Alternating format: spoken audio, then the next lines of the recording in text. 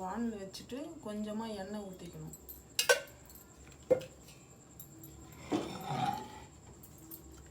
இந்த பீன்ஸ் எடுத்து கொஞ்சம் வதக்கிக்கணும்.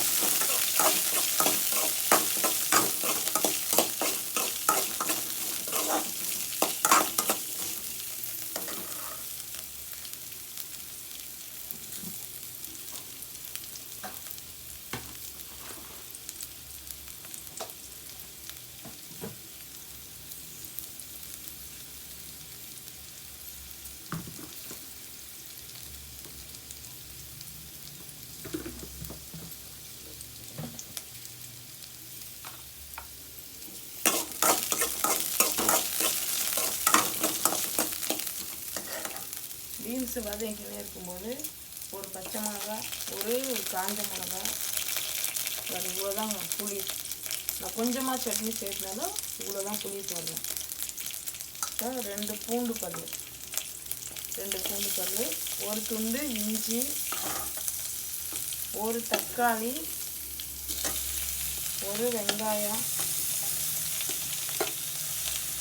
கருவேப்பிலை, கொத்தமல்லி.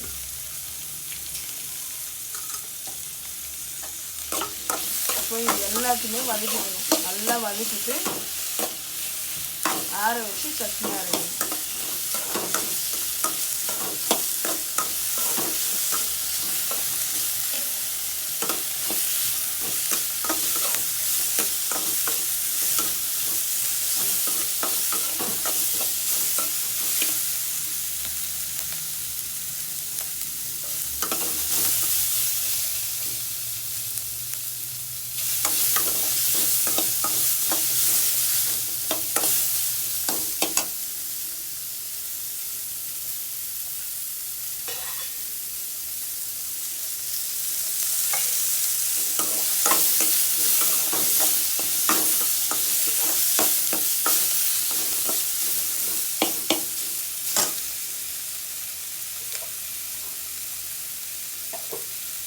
கூடவே கொஞ்சம் உப்பு சேர்த்தோமா சீக்கிரமாக வதங்கிடும்.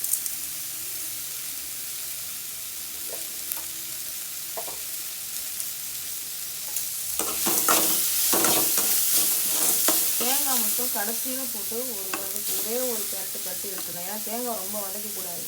வதக்காமல் அரைச்சது தான் தேங்காய் வந்து நமக்கு கொலஸ்ட்ரால் அதிகமாக வராது இருக்கும். பச்சையாக அரைச்சது தான் இப்போ தேங்காய் நல்லது.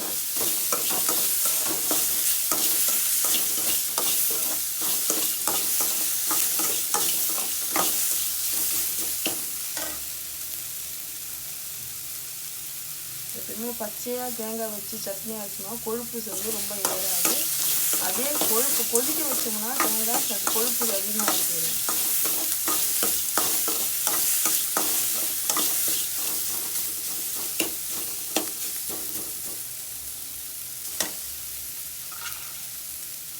இப்போ தேங்காய் லாஸ்ட்டாக போடுறோம்.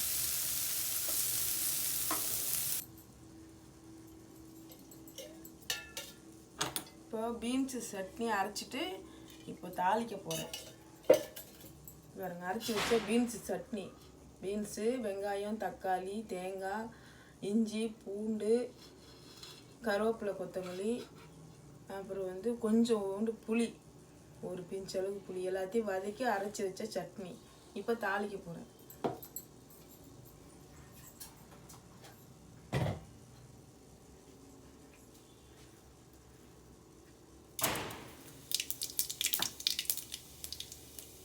இது பெருங்காயம், கடுகு போட்டு எண்ணெய் ஊற்றி கடுகு போட்டு பெருங்காயம் கொஞ்சோண்டு.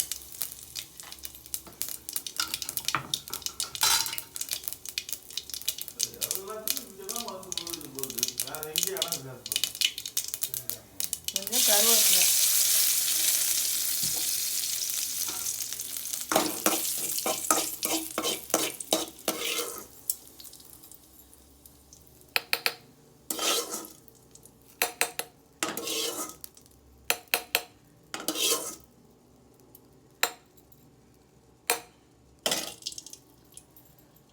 Friends, chutney ready. Beans chutney.